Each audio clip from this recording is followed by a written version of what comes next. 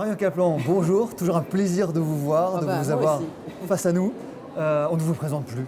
Bon, quand même, il Mais y a des gens qui ne me dites-moi. connaissent pas quand Mais même. qui ne vous connaît pas, c'est pas Mais possible. si. Dites-moi, c'est quoi ce paléobiotique? Ah oui. On connaît les antibiotiques, les probiotiques, oui. les prébiotiques, c'est quoi le paléobiotique? J'aime bien inventer des mots, c'est vrai.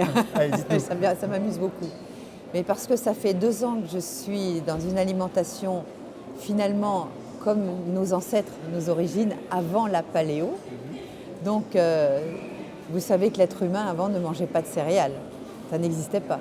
Depuis qu'on a inventé la monoculture, c'est devenu la base de notre alimentation, alors que ça devrait être épisodique de manger des céréales. Et nos chasseurs, pêcheurs, cueilleurs, eux, mangeaient beaucoup de végétaux, parce que je trouve qu'il y a une dérive dans le paléo d'aujourd'hui, on les assimile à des viandards. Et c'est pas Oui. du tout ça. Pas du tout ça. Les carnassiers sauvages. C'est 70% de légumes. Je parle bien de légumes. Je ne parle pas de la pomme de terre qui n'est pas vraiment un légume. Hein. Et c'est le reste en un petit peu de protéines type poisson, crustacés, escargots, un peu de volaille. On évite les mammifères, on peut en prendre, mais ils doivent être irréprochables. Donc bien entendu, on ne s'embête même plus à lire les étiquettes puisqu'on ne prend que des produits naturels qu'on va cuisiner soi-même à la vapeur douce tant qu'à faire. À la vapeur d'eau, ça me dit quelque chose. Bah oui, le vitaliseur, bien sûr. Et le Vous allez nous vitaliseur est expliquer. un moyen de changer d'alimentation et de manger beaucoup de légumes, justement. Et biotique, pourquoi? Parce qu'on s'aperçoit qu'on a chacun un microbiote. Sur 7 milliards d'individus, il y a 7 milliards de microbiotes. On est en train de découvrir ce nouvel univers, on l'appelle d'ailleurs l'organe oublié. Et cet organe oublié a une vie à part entière, a énormément de gènes. On découvre des centaines de milliers de gènes de notre microbiote, de nos bactéries. Là, on a ouvert une boîte de Pandore extraordinaire. Et donc, si vous êtes à l'écoute de vous, vous ne pouvez pas dire il faut être végane, ou il faut être végétarien, ou il faut être flexivore, ou il faut être... Non, on ne peut pas dire ça. Chacun va devoir comprendre qu'il y a des troncs communs. Le tronc commun, c'est qu'on élimine les produits laitiers bovins, ça c'est une certitude. Ça, c'est absolu, ça. On est d'accord, vous revenez à une de vos anciennes interviews. On élimine de toute façon le gluten, qui est la céréale la plus toxique de la planète, mais on évite les céréales en général. D'abord, pourquoi? Pour la première chose, c'est qu'elles sont sucrées.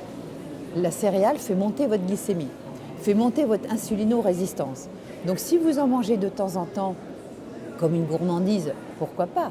Mais si vous en faites votre plat quotidien et la base de votre alimentation, c'est là que ça devient une erreur totale. Donc ce microbiote a son langage, a sa génétique, a aussi ses mécanismes de défense, a aussi, je dirais, ses blocages, parce qu'on peut avoir des blocages transgénérationnels, on peut avoir des intolérances à des vitamines, ça on peut le découvrir avec des personnes qui travaillent sur la déprogrammation d'intolérance. C'est très subtil l'alimentation.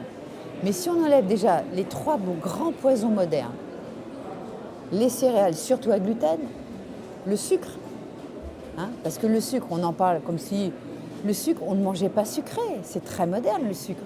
Avant finalement, le sucre, c'est à cause du sucre qu'il y a eu l'esclavage. C'est à cause de la canne à sucre qu'on a pris des gens pour aller dans des champs parce que ça coûtait moins cher de les avoir esclaves. Donc cette monoculture a été terrifiante pour l'humanité. Il faudra qu'on revienne aux oasis, aux villages, à la culture locale, aux prairies, à revenir à Pierre Rabhi et à tout ce qu'il est en train de mettre en place. Il y a du boulot. Il y a beaucoup de travail, mais ce que je demanderai à vos auditeurs, c'est de boycotter les grandes surfaces. N'achetez plus des viandes pas chères, qui sont des viandes dégueulasses et qui sont des viandes venues de la Shoah de l'aliment. Pour moi, c'est les élevages intensifs, c'est la Shoah, c'est les camps de concentration. Ah ouais, c'est des camps de concentration. Alors vous prenez parce qu'on les bourre de pesticides, on les bourre c'est d'antibiotiques, d'hormones. C'est lamentable ce qu'on est en train de faire. Et vous ne croyez pas qu'on ne va pas payer l'addition. On est en bout de chaîne quand même. Alors vous prenez une cuisson bien particulière grâce au Oui. vitaliseur de Marion. Alors ce vitaliseur est une cuisson intelligente parce que les gros trous permettent un passage de la vapeur et d'avoir un volume constant et important très vite, parce que ce qui est important, c'est de saisir l'aliment.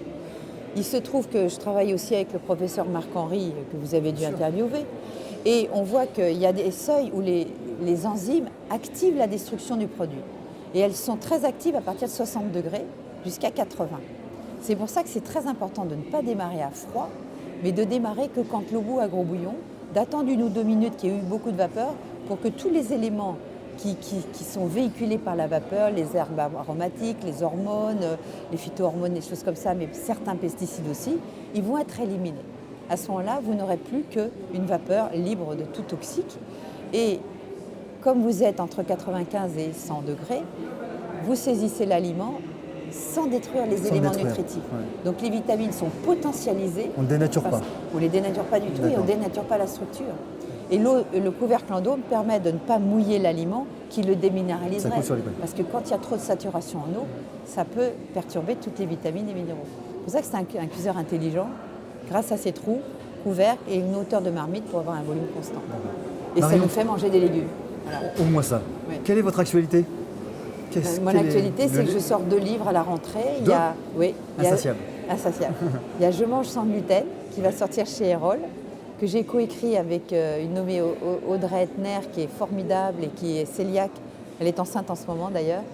Et elle a souffert qu'on lui dise qu'elle était cœliaque. Elle pensait que c'était foutu. Oui, et moi je lui ai amené toutes les dimensions un peu scientifiques par rapport à ça. Et en 21 jours, on peut vraiment arrêter le gluten dans la joie et le bonheur. Et la paléobiotique qui va sortir chez Thierry Soucard au mois de novembre, tout début novembre, pour notre congrès.